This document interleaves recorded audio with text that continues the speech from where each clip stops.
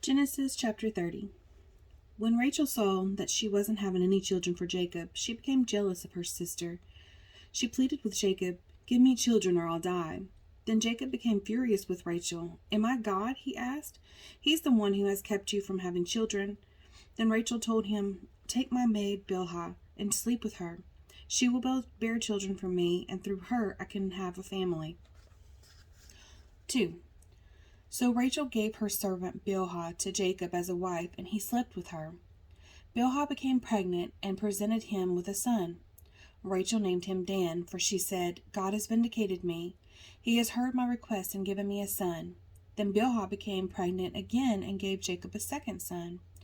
Rachel named him Naphtali, for she said, "I have struggled hard with my sister, and I am winning."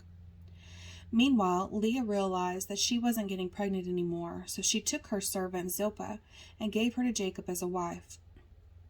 Soon, Zilpah presented him with a son. Leah named him Gad, for she said, "How fortunate I am." Then Zilpah gave Jacob a second son, and Leah named him Asher, for she said, "What joy is mine. Now the other women will celebrate with me." One day during the wheat harvest, Reuben found some mandrakes growing in a field and brought them to his mother Leah. Rachel begged Leah, "Please give me some of your son's mandrakes." But Leah angrily replied, "Wasn't it enough that you stole my husband? Now will you steal my son's mandrakes too?" Rachel answered, "I will let Jacob sleep with you tonight if you give me some of your mandrakes." So that evening, as Jacob was coming home from the fields, Leah went out to meet him. "You must come and sleep with me tonight," she said. "I have paid for you with some mandrakes that my son found." So that night he slept with Leah, and God answered Leah's prayers. She became pregnant again and gave birth to a fifth son for Jacob. She named him Issachar, for she said, "God has rewarded me for giving my servant to my husband as a wife." Then Leah became pregnant again and gave birth to a sixth son for Jacob. She named him Zebulun, for she said, "God has given me a reward. Now my husband will treat me with respect, for I have given him 6 sons." Later she gave birth to a daughter and named her Dinah. Then God remembered Rachel's plight and answered her prayers by enabling her to have children. She became pregnant and gave birth to a son.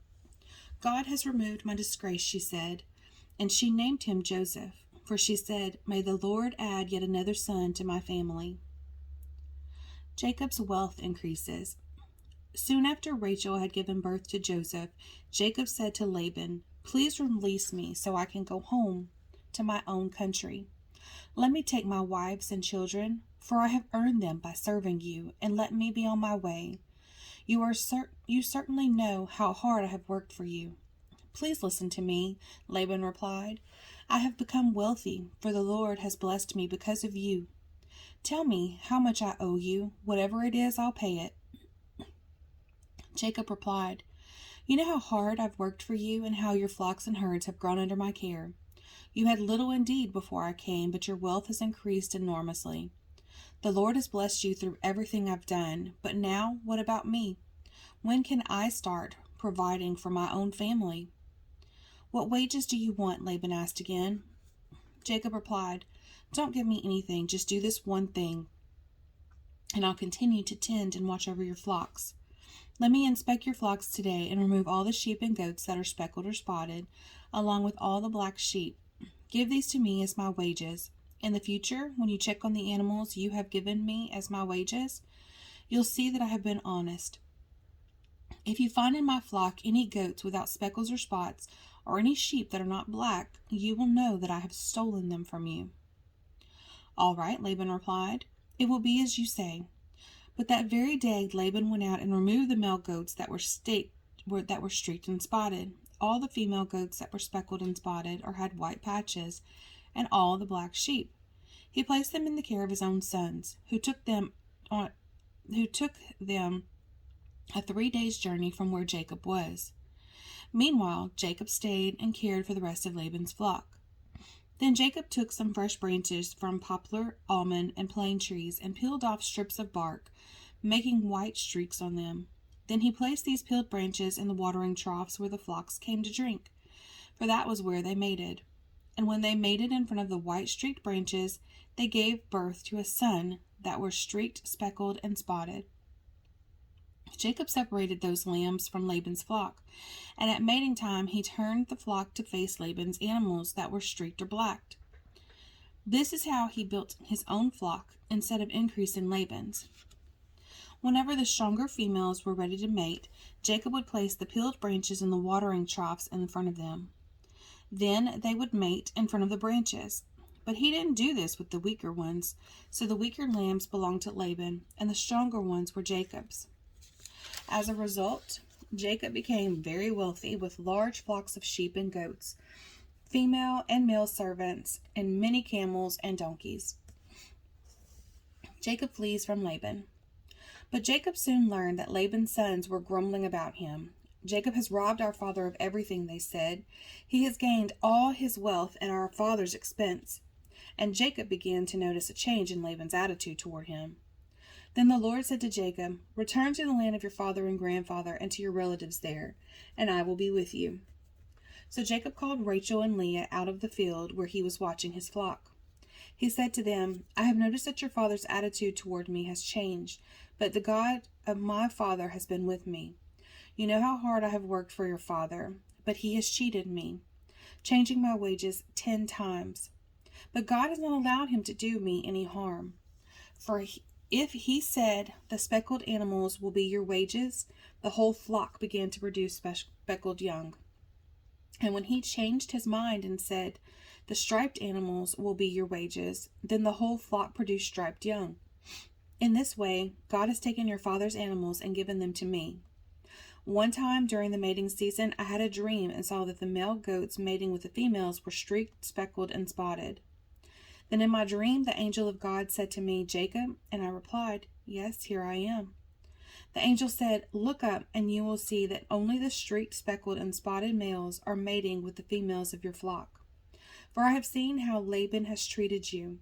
I am the God who appeared to you at Bethel, the place where you anointed the pillar of stone and made your vow to me. Now get ready and leave this country and return to the land of your birth.' Rachel and Leah responded, 'That's fine with us. We won't inherit any of our father's wealth anyway. He has reduced our rights to those of foreign women, and after he sold us, he wasted the money you paid him for us. All the wealth God has given you from our father legally belongs to us and our children, so go ahead and do whatever God has told you.' So Jacob put his wives and children on camels, and he drove all his livestock in front of him. He packed all the belongings he had acquired in Paddan Aram and set out for the land of Canaan, where his father Isaac lived. At the time they left, Laban was some distance away, shearing his sheep. Rachel stole her father's household idols and took them with her. Jacob outwitted Laban the Aramean, for they set out secretly and never told Laban they were leaving. So Jacob took all his possessions with him and crossed the Euphrates River, heading for the hill country of Gilead. Laban pursues Jacob. 3 days later, Laban was told that Jacob had fled, so he gathered a group of his relatives and set out in hot pursuit. He caught up with Jacob 7 days later in the hill country of Gilead. But the previous night, God had appeared to Laban the Aramean in a dream and told him, 'I'm warning you, leave Jacob alone.' Laban caught up with Jacob as he was camped in the hill country of Gilead and set up his camp not far from Jacob's. 'What do you mean by deceiving me like this?' Laban demanded. 'How dare you drag my daughters away like prisoners of war? Why do you slip away secretly? Why do you deceive me? And why didn't you say you wanted to leave? I would have given you a farewell feast with singing and music, accompanied by tambourines and harps. Why didn't you let me kiss my daughters and grandchildren and tell them goodbye? You have acted very foolishly. I could destroy you, but the God of your father appeared to me last night and warned me, 'Leave Jacob alone.' I can understand your feelings that you must go, and your intense longing for your father's home. But why have you stolen my gods?' 'I rushed away because I was afraid,' Jacob answered. 'I thought you would take your daughters from me by force. But as for your gods, see if you can find them, and let the person who has taken them die. And if you find anything else that belongs to you, identify it before all these relatives of ours, and I will give it back.' But Jacob did not know that Rachel had stolen the household idols. Laban went first into Jacob's tent to search there, then into Leah's, and then the tents of the two servant wives, but he found nothing. Finally, he went into Rachel's tent, but Rachel had taken the household idols and hidden them in her camel saddle, and now she was sitting on them. When Laban had thoroughly searched her tent without finding them, she said to her father, "Please, sir, forgive me if I don't get up for you. I'm having my monthly period." So Laban continued his search, but he could not find the household idols. Then Jacob became very angry, and he challenged Laban. "What's my crime?" he demanded. "What have I done wrong to make you chase after me as though I were a criminal? You have rummaged through everything I own. Now show me what you found that belongs to you. So set it out here in front of us before our relatives for all to see. Let them judge between us. For 20 years I have been with you, carrying your flocks. In all that time your sheep and goats never miscarried. In all those years I have never used a single ram of yours for food. If any were attacked and killed by wild animals, I never showed you the carcass and asked you to reduce the count of your flock. No, I took the loss myself. You made me pay for every stolen animal, whether it was taken in broad daylight or in the dark of night. I worked for you through the scorching heat of the day and through cold and sleepless nights. Yes, for 20 years I slaved in your house. I worked for 14 years, earning your 2 daughters, and then 6 more years for your flock, and you changed my wages 10 times. In fact, if the God of my father had not been on my side, the God of Abraham and the fearsome God of Isaac, you would have sent me away empty-handed. But God has seen your abuse and my hard work. That is why he appeared to you last night and rebuked you." Jacob's treaty with Laban. Then Laban replied to Jacob, "These women are my daughters, these children are my grandchildren, and these flocks are my flocks. In fact, everything you see is mine. But what can I do now about my daughters and their children? So come, let's make a covenant, you and I, and it will be a witness to our commitment." So Jacob took a stone and set it up as a monument. Then he told his family members, "Gather some stones." So they gathered stones and piled them in a heap. Then Jacob and Laban sat down beside the pile of stones to eat a covenant meal. To commemorate the event, Laban called the place Jagar Sahaditha, which means witness pile in Aramaic. And Jacob called it Galeed, which means witness pile in Hebrew. Then Laban declared, "This pile of stones will stand as a witness to remind us of the covenant we have made today."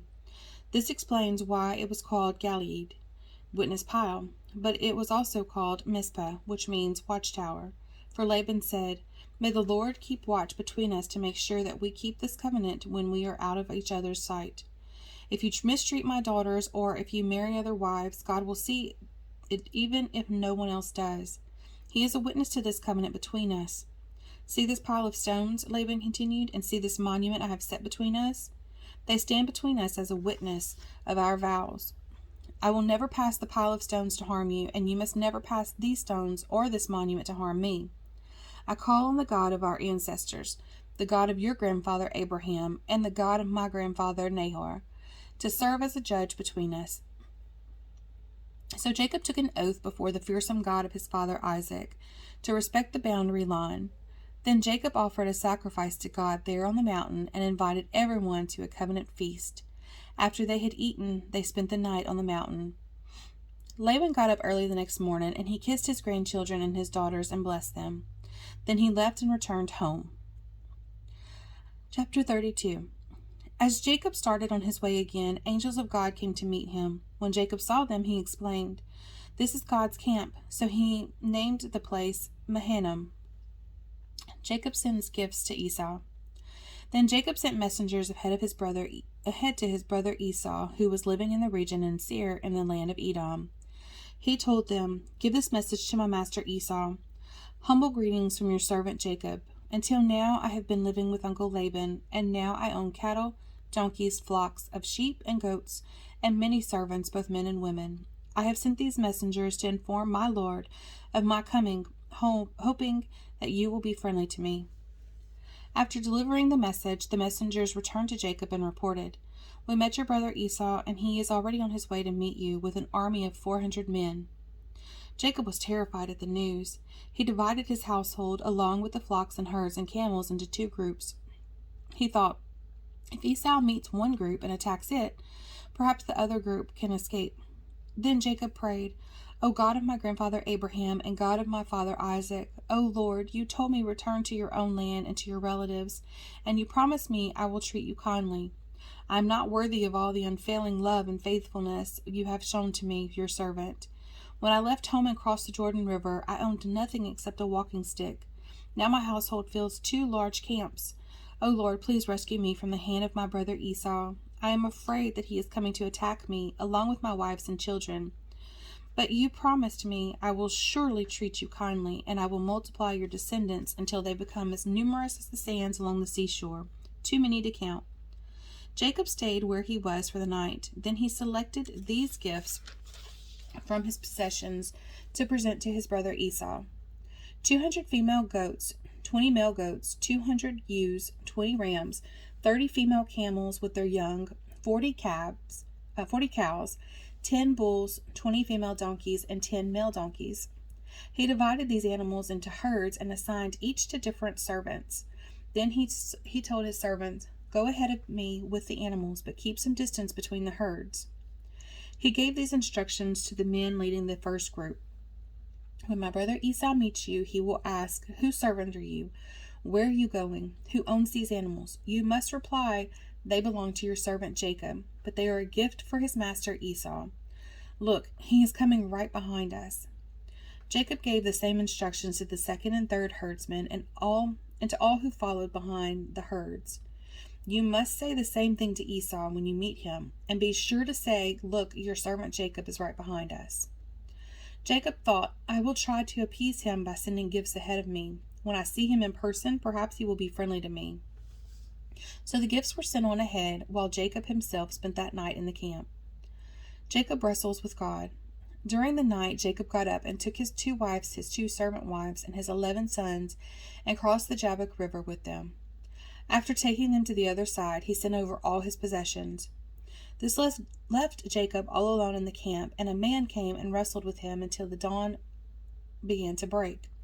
When the man saw that he would not win the match, he touched Jacob's hip and wrenched it out of socket. Then the man said, Let me go, for the dawn is breaking. But Jacob said, I will not let you go unless you bless me. What is your name? The man asked. He replied, Jacob. Your name will no longer be Jacob, the man told him. From now on you will be called Israel, because you have fought with God and with men and have won. Please tell me your name, Jacob said. Why do you want to know my name? The man replied. Then he blessed Jacob there. Jacob named the place Peniel, which means face of God, for he said, I have seen God face to face, yet my life has been spared. The sun was rising as Jacob left Peniel, and he was limping because of the injury to his hip. Even today, the people of Israel don't eat the tendon near the hip socket because of what happened that night when the man strained the tendon of Jacob's hip. Jacob and Esau make peace. Then Jacob looked up and saw Esau coming with his 400 men. So he divided the children among Leah, Rachel, and his 2 servant wives. He put the servant wives and their children at the front, Leah and her children next, and Rachel and Joseph last. Then Jacob went on ahead. As he approached his brother, he bowed to the ground 7 times before him. Then Esau ran to meet him and embraced him, threw his arms around his neck and kissed him, and they both wept. Then Esau looked at the women and children and asked, Who are these people with you? These are the children God had graciously given to me, your servant, Jacob replied. Then the servant wives came forward with their children and bowed before him. Next came Leah with her children, and they bowed before him. Finally Joseph and Rachel came forward and bowed before him. And what were all the flocks and herds I met as I came? Esau asked. Jacob replied, They are a gift, my lord, to ensure your friendship. My brother, I have plenty, Esau answered. Keep what you have for yourself. But Jacob insisted, No, if I have found favor with you, please accept this gift from me, and what a relief to see your friendly smile. It is like seeing the face of God. Please take this gift I have brought for you, for God has been very gracious to me. I have more than enough. And because Jacob insisted, Esau finally accepted the gift. Well, Esau said, Let's be going. I will lead the way. But Jacob replied, You can see, my lord, that some of the children are very young, and the flocks and herds are very young too. If they are driven too hard, even for one day, all the animals could die. Please, my lord, go ahead of your servant. We will follow slowly at a pace that is comfortable for the livestock and the children. I will meet you at Seir." "All right," Esau said, "but at least let me assign some of my men to guide you and protect you." Jacob responded, "That's not necessary. It's enough that you've received me warmly, my lord." So Esau turned around and started back to Seir that same day. Jacob, on the other hand, traveled on to Succoth. There he built himself a house and made shelters for his livestock. That is why the place was named Succoth, which means shelters. Later, having traveled all the way from Paddan Aram, Jacob arrived safely at the town of Shechem in the land of Canaan.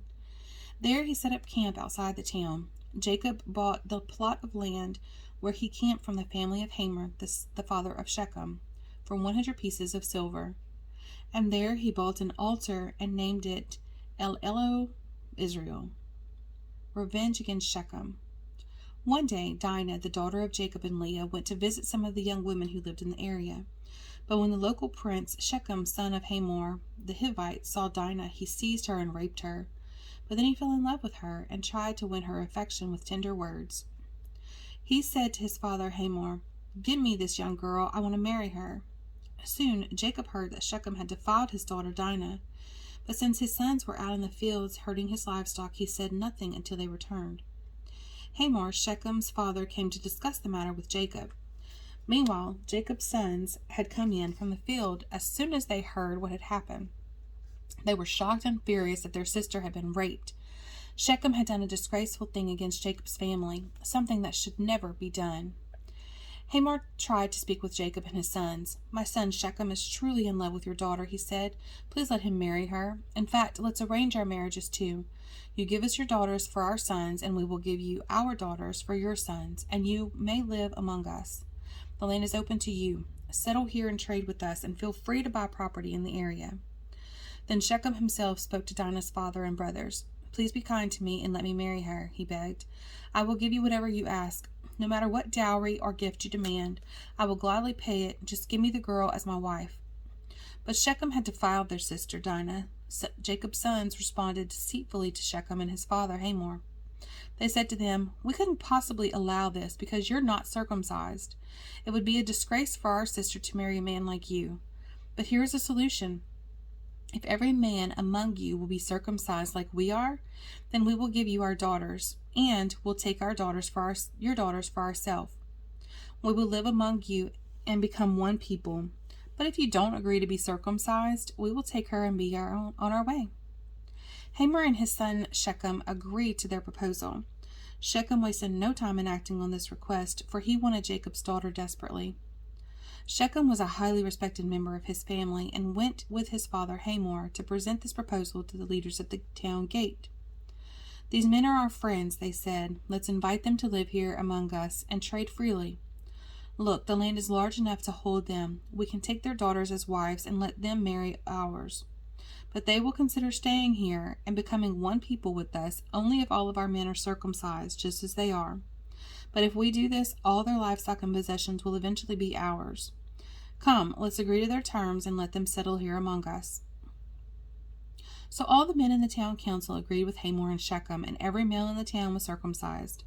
But 3 days later, when their wounds were still sore, 2 of Jacob's sons, Simeon and Levi, who were Dinah's full brothers, took their swords and entered the town without opposition.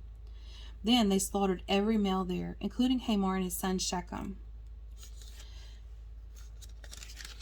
They killed them with their own swords and then took Dinah from Shechem's house and returned to their camp. Meanwhile, the rest of Jacob's sons arrived. Finding the men slaughtered, they plundered the town because their sister had been defiled there. They seized all the flocks of herds and donkeys, everything they could get their hands on, both inside the town and outside in the fields. They looted all their wealth and plundered their houses. They also took all their little children and wives and led them away as captives. Afterward, Jacob said to Simeon and Levi, "You have ruined me. You've made me stink among all the people of this land, among all the Canaanites and Perizzites. We are so few that they will join forces and crush us. I will be ruined and my entire household will be wiped out." "But why should we let him treat our sister like a prostitute?" they retorted angrily. Chapter 35. Jacob's return to Bethel.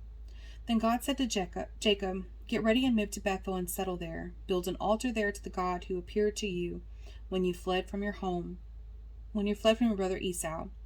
So Jacob told everyone in his household, get rid of all your pagan idols, purify yourselves, and put on clean clothing. We are now going to Bethel, where I will build an altar to the God who answered my prayers when I was in distress. He has been with me wherever I go.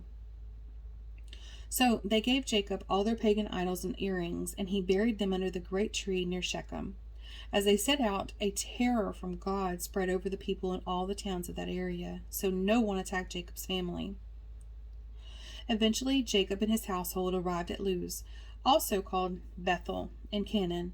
Jacob built an altar there and named the place El Bethel, which means God of Bethel, because God had appeared to him there when he was fleeing from his brother Esau.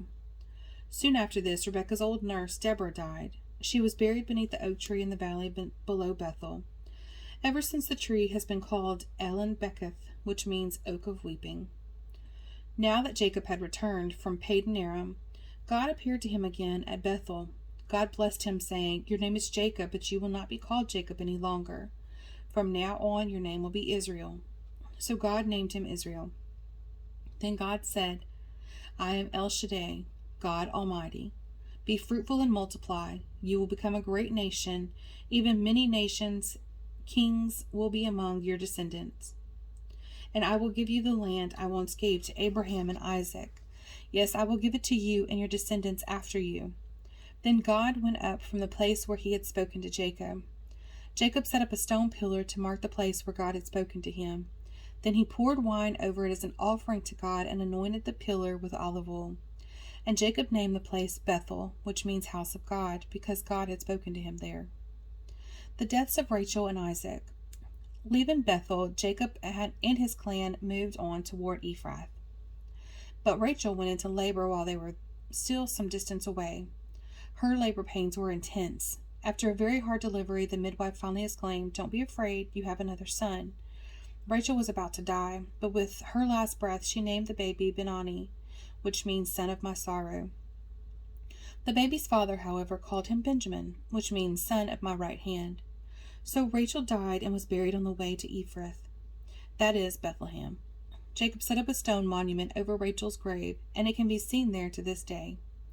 Then Jacob traveled on and camped beyond Migdal Eder. While he was living there, Reuben had intercourse with Bilhah, his father's concubine, and Jacob soon heard about it. These are the names of the 12 sons of Jacob. The sons of Leah were Reuben, Jacob's oldest son, Simeon, Levi, Judah, Issachar, and Zebulun. The sons of Rachel were Joseph and Benjamin. The sons of Bilhah, Rachel's servant, were Dan and Naphtali. The sons of Zilpah, Leah's servant, were Gad and Asher. These are the names of the sons who were born to Jacob at Padan Aram. So Jacob returned to his father Isaac in Mamre, which is near Kiriath Arba, now called Hebron, where Abraham and Isaac had both lived as foreigners.